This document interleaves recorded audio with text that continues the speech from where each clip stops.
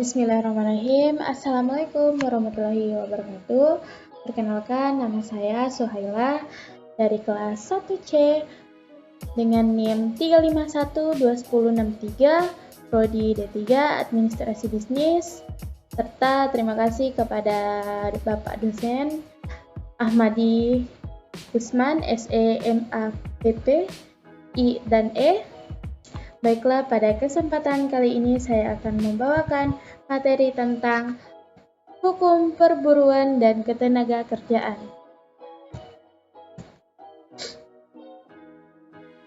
Baiklah, adapun yang akan kita bahas pada kesempatan kali ini yaitu yang pertama, definisi hubungan industrial, hubungan kerja, perjanjian kerja, peran pemerintah, peran serikat kerja, peran organisasi pengusaha, mekanisme penyelesaian PHI. Baiklah, yang pertama yaitu hubungan kerja. Dalam hubungan kerja ada 3, yaitu pengusaha, pemerintah, pekerja, serta Undang-Undang Dasar 1945. Jadi, Undang-Undang Dasar 1945 ini di sini mempunyai peran dalam hubungan antara pengusaha dengan pekerja dalam mengatur perjanjian kerja, upah, dan perintah. Selanjutnya, seperti yang diatur dalam Undang-Undang Dasar 1945, hubungan antar pengusaha dengan pekerja atau buruh berdasarkan perjanjian kerja yang mempunyai unsur pekerjaan, upah, dan perintah. Selanjutnya yaitu peran pemerintah, yaitu yang pertama menetapkan kebijakan, memberikan pelayanan, melaksanakan pengawasan, serta melakukan penindakan terhadap pelanggaran peraturan perundang-undangan ketenagakerjaan. Baiklah, selanjutnya peran pekerja. Apa sih peran pekerja? Yaitu menjalankan pekerjaan sesuai dengan kewajibannya, menjaga ketertiban demi kelangsungan produksi, menyalurkan aspirasi secara demokratis, mengembangkan keterampilan dan keahliannya, serta ikut memajukan perusahaan, memperjuangkan kesejahteraan anggota beserta keluarganya. Selanjutnya yaitu peran organisasi. Jadi peran organisasi pengusaha di sini yaitu menciptakan kemitraan pengembangan usaha, memperluas lapangan kerja, memberikan kesejahteraan pekerja atau buruh secara terbuka, demokratis, dan berkeadilan.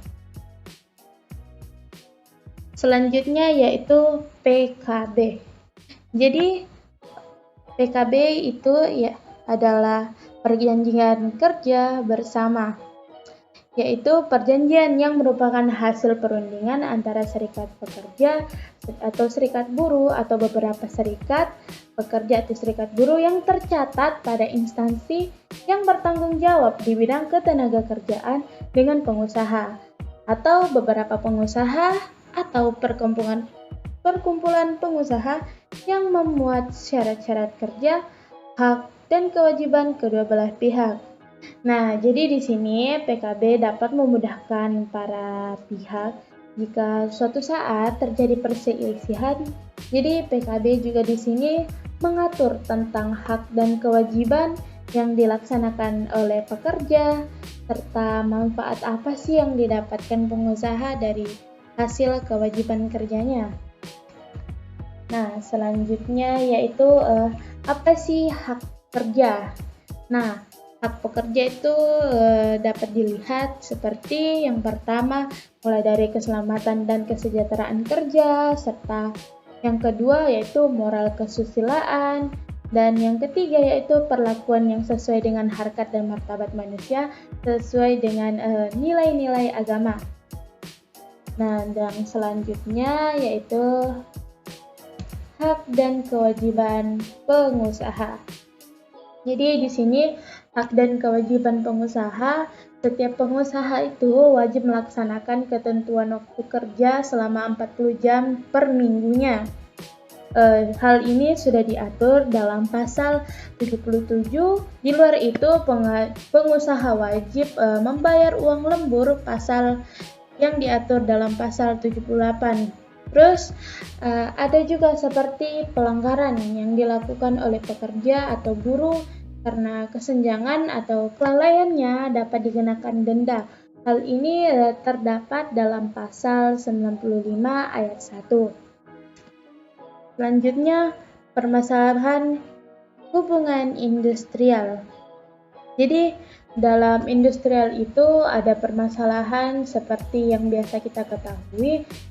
Yang pertama seperti mogok kerja, penutupan perusahaan, pemutusan hubungan kerja,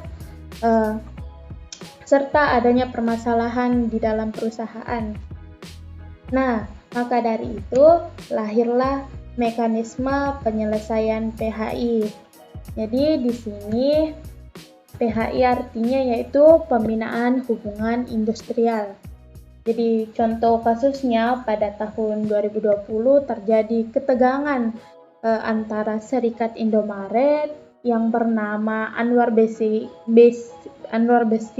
Ya, Anwar Besi ini dia merusak gypsum kantor saat ia menuntut pembayaran THR Lebaran.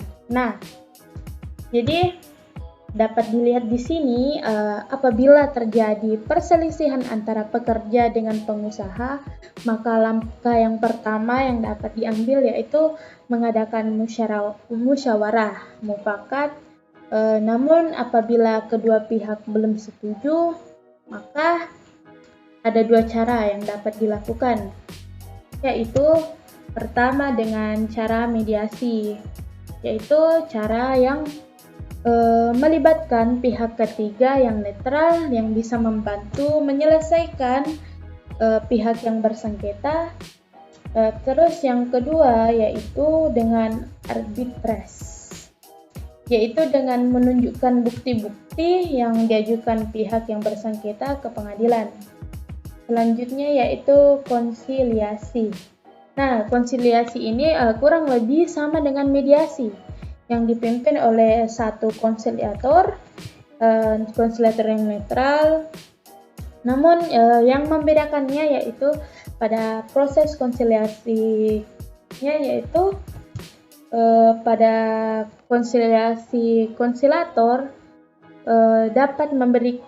konsilatornya dapat memberikan pemasukan atau pendapat, sedangkan pada mediasi dia tidak bisa memberikan masukan atau pendapatnya.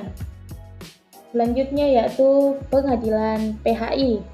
Nah, jadi di pengadilan PHI ini yang akan memeriksa dan mengadili serta memberikan putusan terhadap perselisihan hubungan industrial. Namun, apabila belum menemukan titik terang selanjutnya, maka selanjutnya diserahkan ke kasasi, Mahkamah Kasasi ini.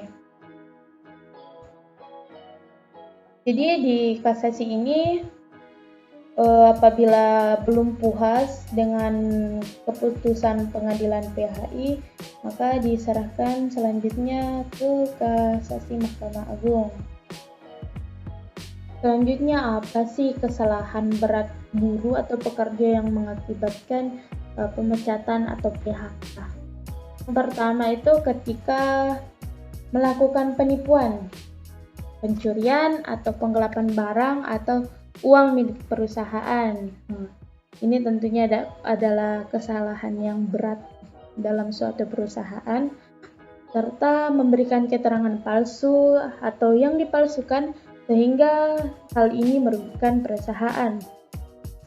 Serta kebiasaan seperti mabuk, minum minuman keras yang memabukkan atau memakai atau bahkan yang lebih parah mengedarkan narkotika, psikotropika, dan zat adiktif lainnya di lingkungan kerja, serta dengan melakukan perbuatan asusila atau perjudian di lingkungan kerja, menyerang atau menganiaya, mengancam atau mengintimidasi teman kerja atau pengusaha di lingkungan kerja. Baiklah, saya rasa sekian dari saya. Mohon maaf atas keterbatasan saya. Sekian dan terima kasih. Wassalamualaikum warahmatullahi wabarakatuh.